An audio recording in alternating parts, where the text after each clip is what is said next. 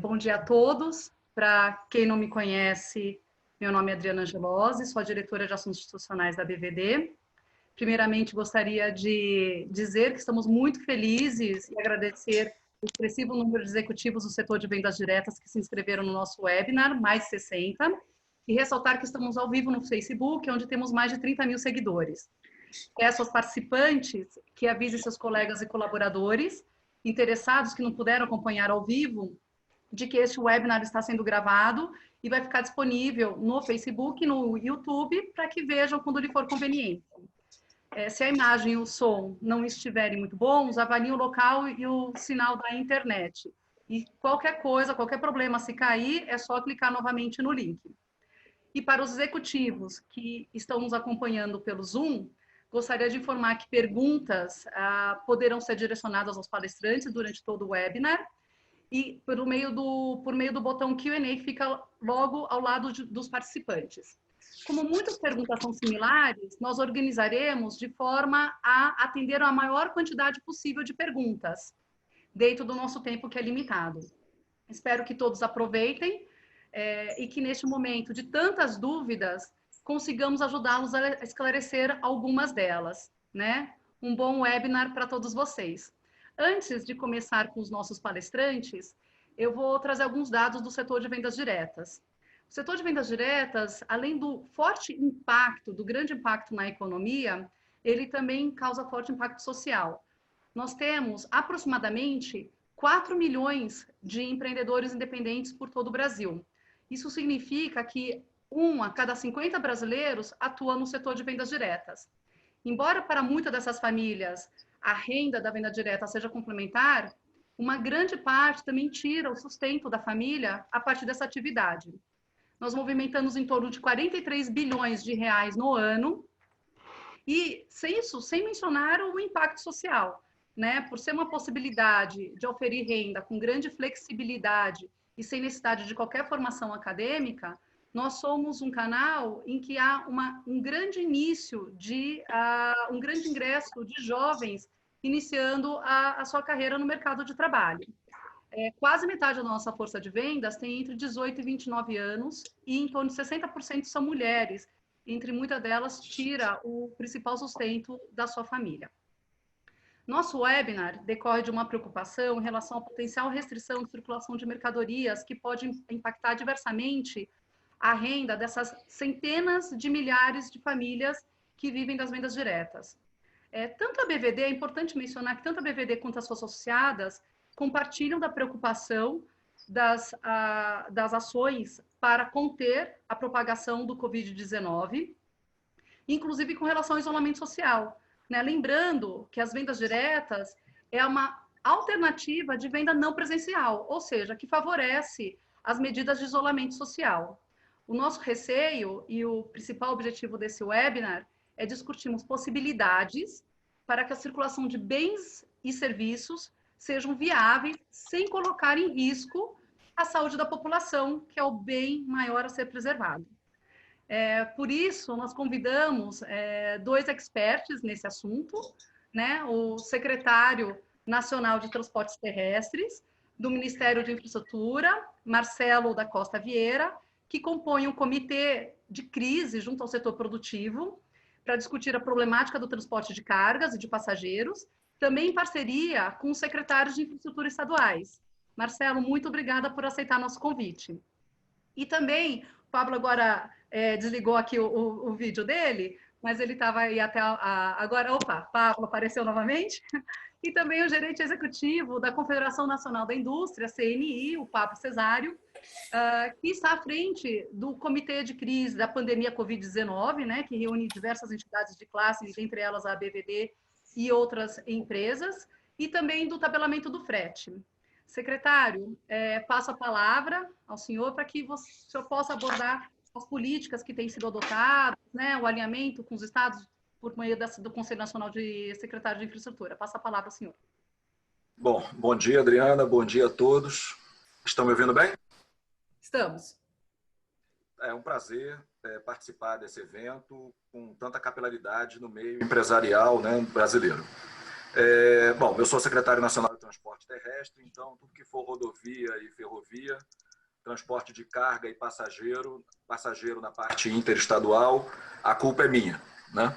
A gente tem estabelecido desde o início da crise a responsabilidade do Ministério da Infraestrutura, né, pela orientação do ministro Tarcísio, com a manutenção da rede de abastecimento do país. A gente entende que o impacto para as pessoas atualmente já é muito forte na sua rotina de vida e de trabalho, por conta do medo da doença, da contaminação, do número de mortes crescente, e a gente não quer aliar ou unir a esse problema de saúde um outro problema tão grave quanto que é o problema de desabastecimento. Nós passamos por uma crise de desabastecimento recente no país, há alguns anos atrás, por conta de uma greve generalizada de transportadores, de caminhoneiros, e a população teve ali por 12 a 15 dias o reflexo do que representa o desabastecimento e do tipo de transtorno social que isso causa. Nós estamos numa política hoje orientada pelo Ministério da Saúde de um ativo isolamento social, né? Das pessoas manterem-se afastadas uma das outras, evitar aglomerações, e a gente acha que um desabastecimento colocaria por terra toda essa proposta, porque as pessoas iam se motivar a buscar alimentos e se aglomerar, e aí o caos estaria instalado. Então, a gente acha que tão importante quanto a preocupação da saúde é a preocupação do abastecimento, da manutenção do transporte de cargas e de passageiros no país. Bom, é nesse contexto que a gente está inserido. Eu preparei uma apresentação, vou tentar fazer aqui o upload, senão vamos ver se funciona. Vocês estão vendo aí? Deixa eu perguntar aqui. Está entrando. Está entrando? Sim. Ok. Bom, são rápidas palavras, só para dar uma orientação geral sobre o que a gente está propondo. A ideia é apresentar alguns números de redução de transporte de cargas, alguns reflexos que essa situação de pandemia já estão forçando ao meio produtivo. Tanto no transporte de passageiros quanto no transporte de cargas, alguns dados que a gente levanta da Agência Nacional de Transporte Terrestre.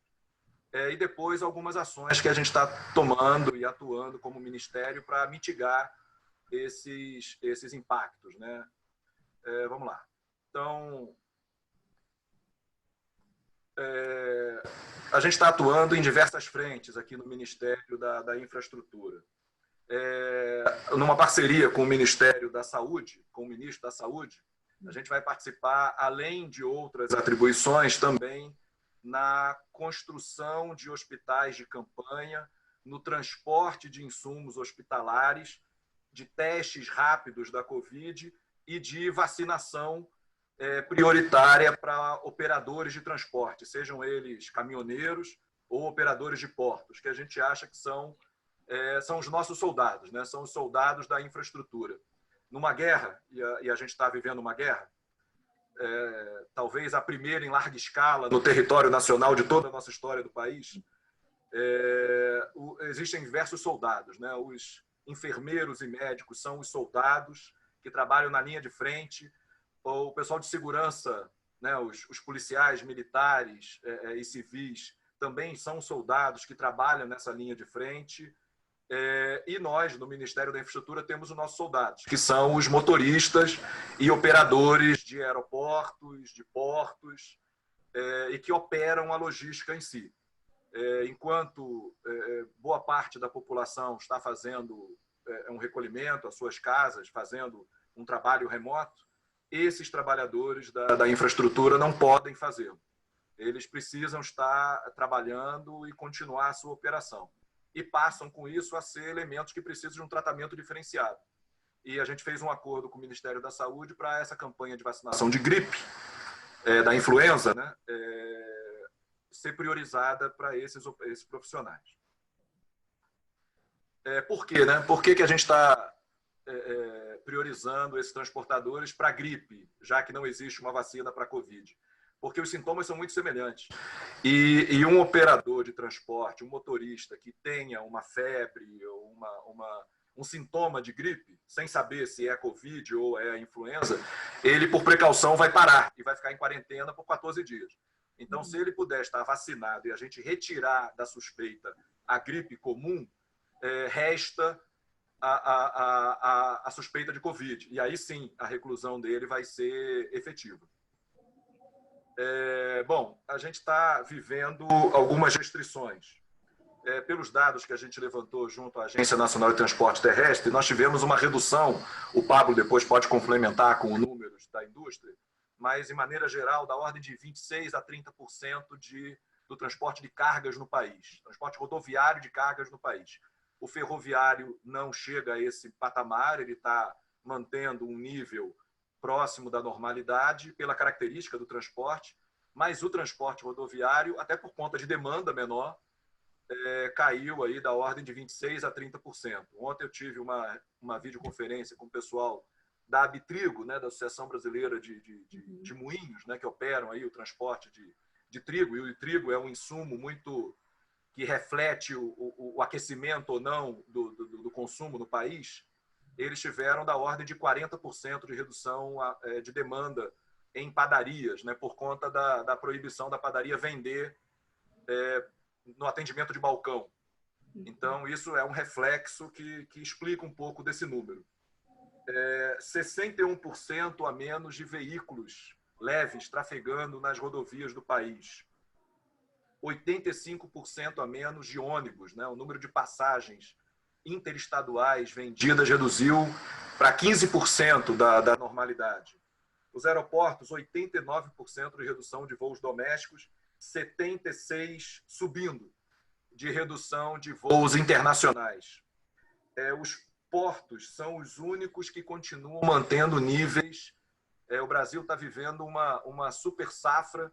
Nós estamos conseguindo manter, com muito esforço, a atuação aí da nossa exportação, seja de commodities ou de produtos em geral, carga geral, e os portos estão mantendo níveis e até superando níveis de normalidade, quer dizer, os portos estão funcionando. Aí a importância dos trabalhadores dos portos, quer dizer, a gente está conseguindo manter o nosso nível de exportação, pelo menos de grandes produtos de commodities, em níveis bastante razoáveis. Até o Porto de Paranaguá, esse mês, deve superar uma marca histórica de exportação no país.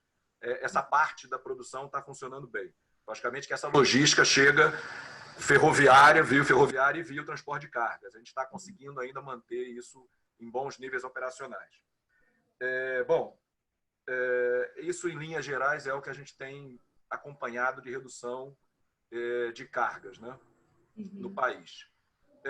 Estabelecemos, junto às outras secretarias e com diversos parceiros, seja da iniciativa privada ou de outros ministérios, uma rede de manutenção de abastecimento.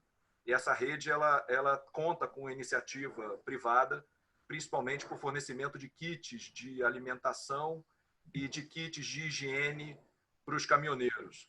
Temos um apoio do SESC-Senat, temos o apoio da Ambev, que está entregando hoje 15 mil frascos de álcool gel com 250 ou 300 ml, para que a gente faça essa distribuição nos postos da Polícia Rodoviária Federal e do SESC-Senat. São mais de 150 postos espalhados pelo Brasil de atendimento. As concessionárias de transporte de rodovias, elas têm um papel preponderante também nessa rede de apoio ao caminhoneiro. A parte da operação dessas rodovias tem se mantido, ambulância, acidentes, tapa-buraco, essa rede de manutenção está funcionando, mesmo com toda essa redução de veículos. E, além disso, eles estão fazendo também a distribuição de comida, de alimentação para os caminhoneiros e de kits de higiene. Isso é uma coisa que está funcionando muito bem. Uma das principais preocupações que a gente tem recebido dos transportadores é que vários postos de combustível deixaram de funcionar em algum momento na rede das estradas. Isso se deve a uma interpretação que foi dada inicialmente das ações dos governos estaduais, que estabeleceram decretos de âmbito estadual restringindo o funcionamento de comércio.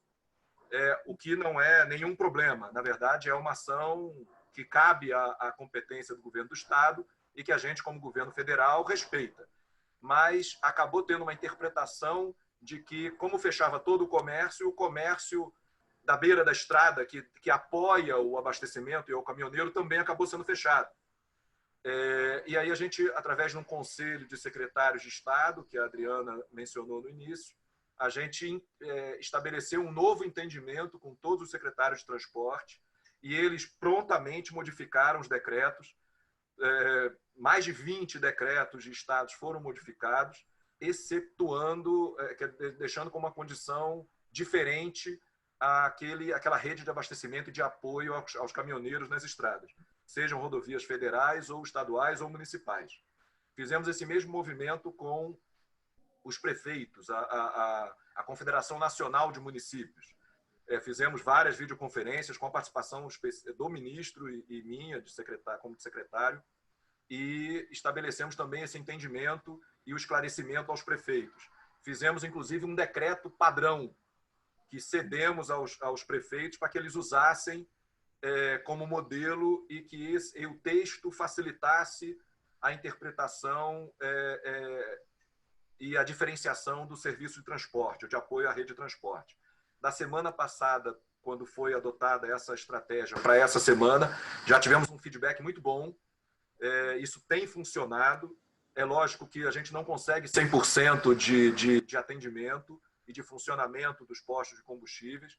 Alguns postos ainda têm restrições de horário de funcionamento, o que a gente entende que é uma competência dos estados e a gente respeita, mas desde que não atrapalhe o transporte de cargas, a gente tem conseguido um retorno muito positivo, muito proativo, muito ágil, de quando a gente recebe a informação de que um determinado ponto, de uma determinada rodovia, está tendo uma dificuldade desse abastecimento, ou da alimentação, ou de borracharia e mecânicas, oficina mecânica ao longo das rodovias, a gente prontamente coloca isso no nosso grupo de secretários de Estado e rapidamente eles intervêm, mesmo que fazendo um contato com o prefeito local, e resolvem o problema de imediato. Então, a gente tem surtido muito efeito essa nossa integração, que mostra uma integração muito forte entre o governo federal e os governos estaduais e municipais. Essa parte de transporte de carga e de passageiros, está funcionando muito bem essa ligação e a gente tem um feedback muito positivo, como eu falei, dos secretários de transporte estaduais e prefeitos municipais. Como eu falei, a Ambev está doando hoje 15 mil unidades. A Raízen, que produz álcool, está produzindo álcool 70%, para a gente também uma quantidade grande de abastecimento. Ela, além de abastecer os hospitais da rede municipal de saúde, ela também vai ceder esse álcool 70 para os caminhoneiros. E com isso a gente está fazendo uma rede do bem, né, de apoio, de alimentação e de kits de higiene para os caminhoneiros na estrada, fazendo com que eles continuem trabalhando, né? Esse é o objetivo.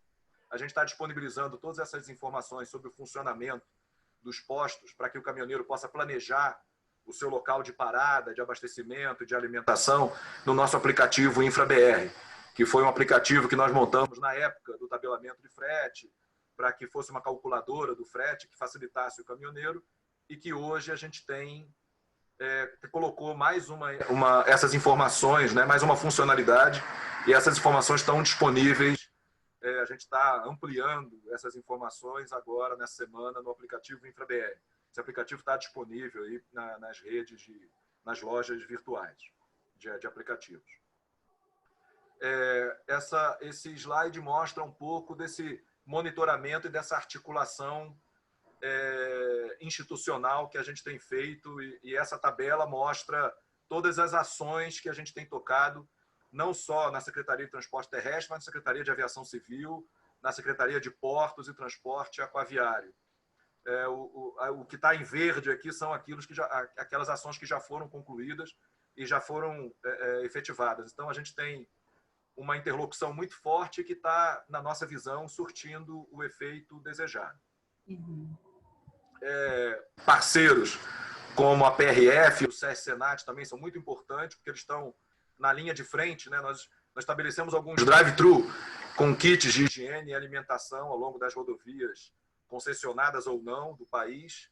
A Polícia Rodoviária Federal tem sido o nosso braço operacional para colocar isso para funcionar e tem tido um apoio muito grande do Ministério da Justiça, aqui no caso, através da Polícia Rodoviária Federal. Um outro parceiro muito forte, como eu falei, é o SESC Senat. A gente já está fechando a primeira semana de atendimento de caminhoneiros. Milhares de caminhoneiros atendidos, a gente está fechando os números ainda, mas já com um resultado muito bom de apoio para que esse transporte de carga continue. Bom, um outro parceiro muito forte é a NTT e o Denatran. A gente tem atuado também na questão legal. O isolamento das pessoas gera uma dificuldade de atendimento. Então, um exemplo, quem está com a sua carteira nacional de habilitação vencida nesse período de crise, ele não tem mais um atendimento de um guichê de um Detran. O Detran está fechado. Então, se ele for um motorista de um ônibus ou um motorista profissional, né, de um caminhão, ele passa a estar exercendo ilegalmente a profissão dele, sendo passível de uma multa, o que é um contrassenso. Então, nesse momento, a gente flexibilizou esses prazos, a prazo de multa, de recurso de multa. Então, a gente fez um mutirão de legislação aqui no Denatran, no CONTRAN, né, do Denatran, e na NTT, para simplificar a vida e impedir ou tirar a necessidade de um atendimento presencial de qualquer cidadão. Então, a gente flexibilizou prazos. Não estamos fazendo pesagem em rodovias, porque a gente entende que esse contato é ruim, é prejudicial. A gente está com uma redução enorme de tráfego nas rodovias, então não cabe esse tipo de fiscalização. Nós estamos orientando que os fiscais façam uma campanha de educação e de apoio ao caminhoneiro nesse momento. Então, mudando um pouco a nossa visão de fiscal e passando a ser um ente de apoio ao transporte de carga e de passageiros nas rodovias. Então, a gente mudou um pouco esse conceito, adaptado para a realidade que a gente está vivendo. O parceiro também, o Serpro, que desenvolve esse aplicativo, como eu falei, o InfraBR, que está disponível, e a gente está ampliando as funcionalidades dele, e tem sido também um bom canal de comunicação com quem transporta cargas no país. Bom, era isso que eu tinha a apresentar. Eu não sei se eu ultrapassei muito tempo, mas eu me coloco à disposição, Adriana, num segundo momento para perguntas, e aí eu dou a minha visão aqui, a resposta em nome do Ministério da Infraestrutura. Muito obrigado. Secretário, foi ótima a sua apresentação, foi bastante esclarecedora. A gente já tem aqui algumas perguntas, mas é uma discussão melhor das perguntas que já foram colocadas. Reforço também ao nosso público, para quem está... Os impactos, os efeitos negativos que a gente tem e, principalmente, quando a gente começa a se recuperar. Ainda que a gente saiba que essa curva não seja longa, trabalhando todo dia, a gente vai conseguir chegar em resultados. É verdade. É verdade, assim, e assim, até agradeço pela apresentação, né, Pablo, porque ao final até dá assim, um sinal de esperança, né? A gente tem visto, de fato, que as medidas têm saído, né? Ontem, à noite, saiu essas medidas que estavam sendo muito aguardadas por todos nós, né? No Diário Oficial Extra. Saiu também, né, foi sancionado o auxílio aos informais, né, e a nossa força de vendas, que são 4 milhões de famílias no Brasil, são trabalhadores autônomos, então é uma medida que vai ajudar bastante, né? Mas, assim, nós recebemos muitas perguntas e a gente está com um tempo bastante restrito, eu vou fazer algumas delas aqui, né, condensando algumas perguntas em uma só. Secretário, de fato, né, a gente viu nas duas palestras que no começo houve um desencontro, né, entre normas federais e as normas estaduais, com os estados impondo uma série de normas de isolamento, né, cada um de uma forma, e isso teve um forte impacto não só no abastecimento, né, das rodovias, em toda a infraestrutura para os caminhoneiros, mas também assim uma confusão na interpretação dessas normas, né? A gente percebe que isso melhorou, mas ainda temos enfrentado situações em alguns estados, como Goiás, Santa Catarina, Rio Grande do Sul, e não de ações vinculadas normalmente à Polícia Militar e também às secretarias de vigilância sanitária, tanto estadual quanto municipal, né? E às vezes até fechando algumas transportadoras, alguns operadores logísticos. Como é que o Ministério da Infraestrutura, primeiro, né, vocês conseguem ter essa visão, essa capilaridade, né, dos estados e municípios, e como é que vocês conseguiriam apoiar, considerando que, pelo que eu entendi aqui de toda a palestra, é o que também temos visto isso sendo publicado nas normas, é que o transporte de cargas está sendo considerado como atividade essencial. De repente, vai haver uma restrição maior em relação ao transporte de passageiros, né, principalmente intermunicipal, interestadual, mas que o transporte de cargas, em geral, será resguardado, né, para você, pelo menos, minimizar um pouco esse impacto e manter o fluxo de abastecimento no país. Como é que vocês, secretário, como é que vocês conseguem apoiar em relação a esses casos? Bom, complexo. Cada estado, cada governador, cada equipe que assessora os governadores tem uma visão sobre a pandemia e tem a sua interpretação daquilo que vai prover a segurança da sua população. Então, os estados reagem de formas diferentes, né? Uns muito mais restritivos, outros nem tanto. Houve uma importância muito grande quando o decreto, né, assinado pelo presidente Bolsonaro, colocou a atividade de transporte de carga, e não só a atividade de transporte de carga, mas todo o ciclo de apoio a essa, né, que subsidia esse transporte de carga, que dá esse subsídio, como também atividade essencial. Então, isso nos deu força de lei de convencimento aos estados de que essa é uma competência da União e precisa ser articulada com os estados. E aí a gente tem conseguido, Adriana, como você falou, resolver boa parte dos problemas. Lógico que algumas empresas ainda relatam. E como é que isso chega para a gente? Eu esqueci de falar, mas a gente tem, assim como tem um grupo de secretários de Estado e de prefeitos, a gente tem um grupo com o setor produtivo. Eu tenho a Confederação Nacional da Indústria presente, eu tenho a CNA presente, com todos os embarcadores de grande porte, médio porte do país, eu tenho os transportadores, eu tenho diversos setores da economia e que passam as informações para a gente. E aí, o que a gente está fazendo agora? Como a gente conseguiu resolver boa parte do problema, a gente está agindo pontualmente. Quando a gente recebe uma informação de que uma empresa foi fechada, ou de que num município se criou uma barreira física ao transporte de carga, a gente atua pontualmente e tenta debelar, mostrando a essencialidade do serviço de transporte de carga. E não só o transporte na rodovia, mas o funcionamento de toda a rede de apoio, né, de logística que envolve. Um problema, por exemplo, que eu posso citar, os operadores, os funcionários das indústrias, né, os funcionários dos grandes embarcadores precisam do transporte intermunicipal. Isso. Que funcione para que eles possam acessar as indústrias. E isso tem sido um problema, tem sido um grande problema, e não é competência do Ministério da Infraestrutura, mas a atividade de transporte de carga e de produção é. Então, a gente é uma interlocução, é um trabalho feito a diversas mãos, de convencimento de que a indústria tem feito um papel importante de preservação da saúde dos seus trabalhadores. A indústria é um ambiente altamente controlado, né? Diferente de repente, o funcionamento de um shopping center. Então, a própria empresa ela tem condições muito claras de prover a segurança para aqueles funcionários. Então, não há motivo, a princípio, dela parar de funcionar. Mas os trabalhadores têm que chegar lá. Então, a gente trabalha em todas as frentes.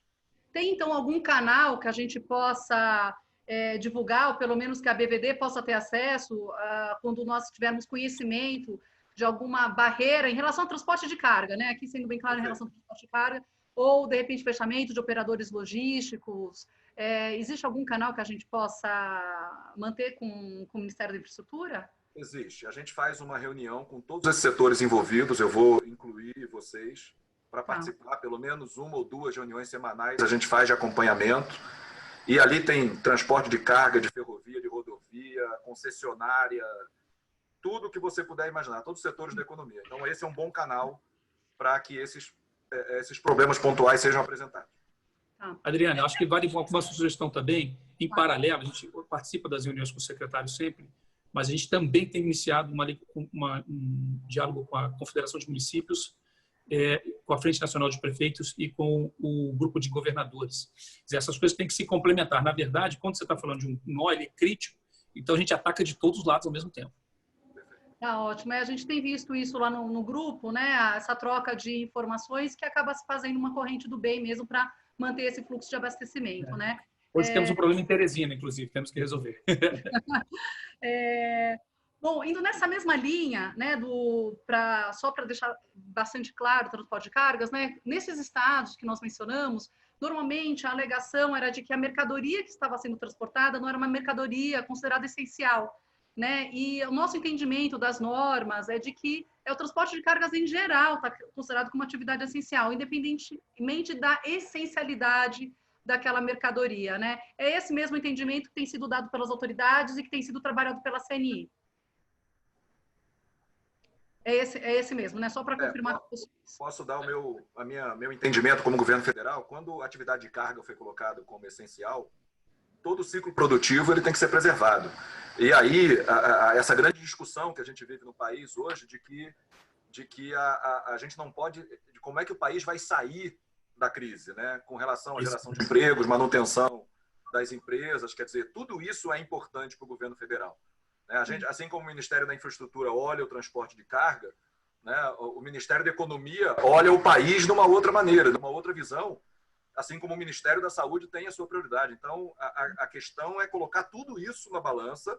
Logicamente que existem fatores críticos, a saúde, a preservação da vida, não se discute, né? Ela não está sendo ponderada em momento algum, a preservação da vida e a proteção das pessoas, mas a proteção social, e aí a geração de empregos, a manutenção, o recebimento de salário, também pode criar uma crise sem precedentes no país.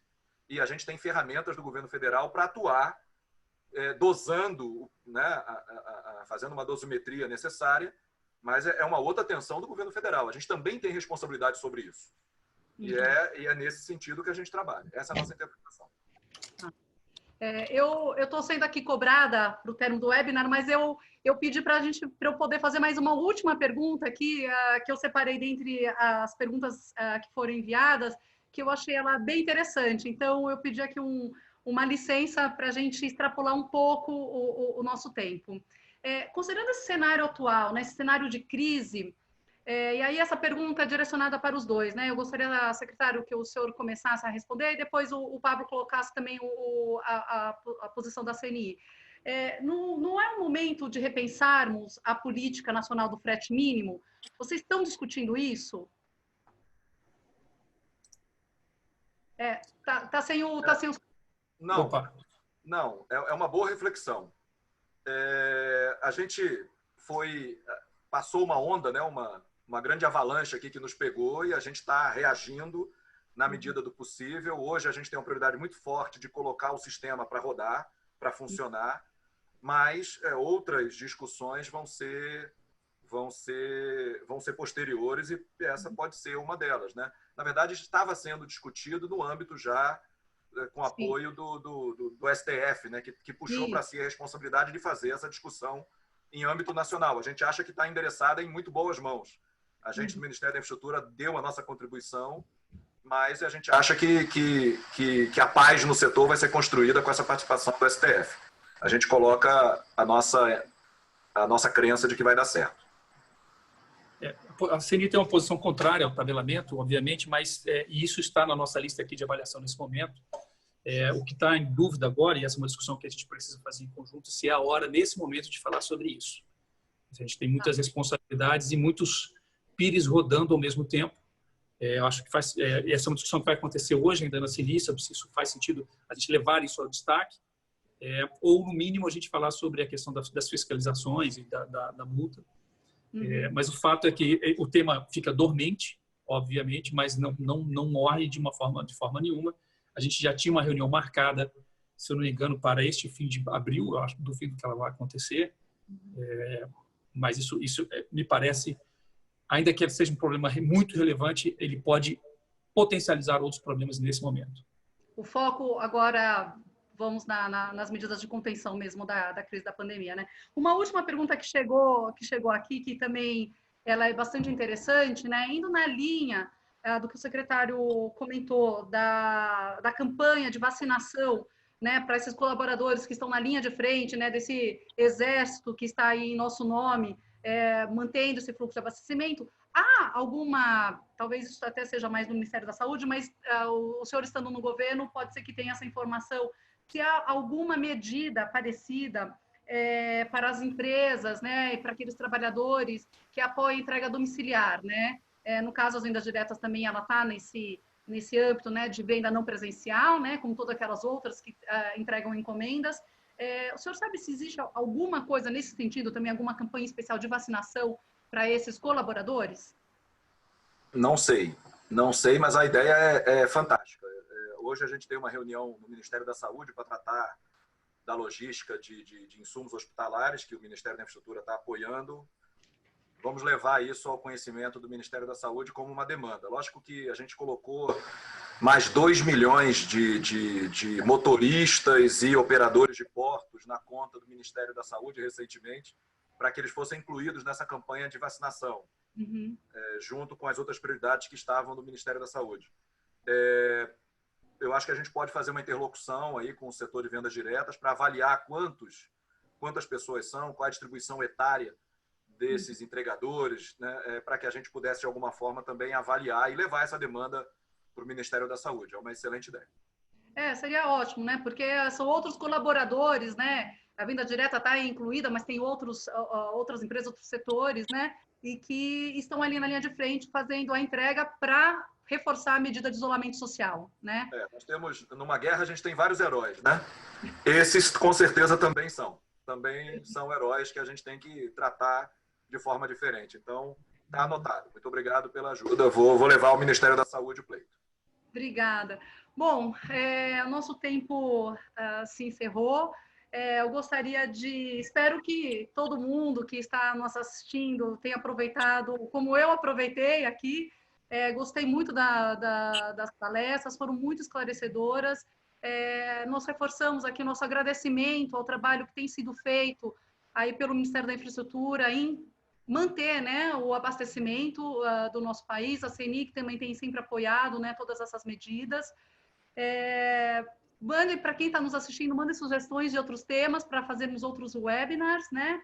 Sigam as ABVDs nas redes sociais, acompanhem todas as novidades. A gente tem publicado no nosso site também as medidas contra a crise, né, da pandemia. Temos publicado diariamente no site aquilo que afeta diretamente o setor de vendas diretas.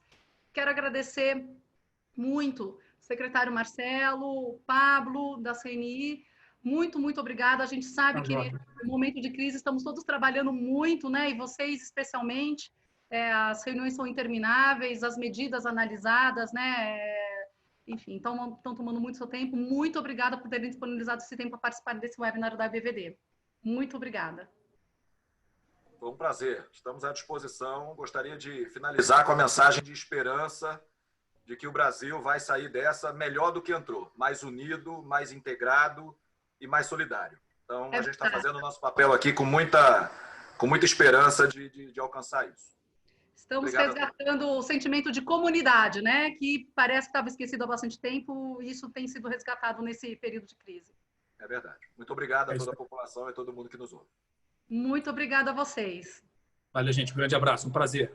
Um abraço. Obrigada.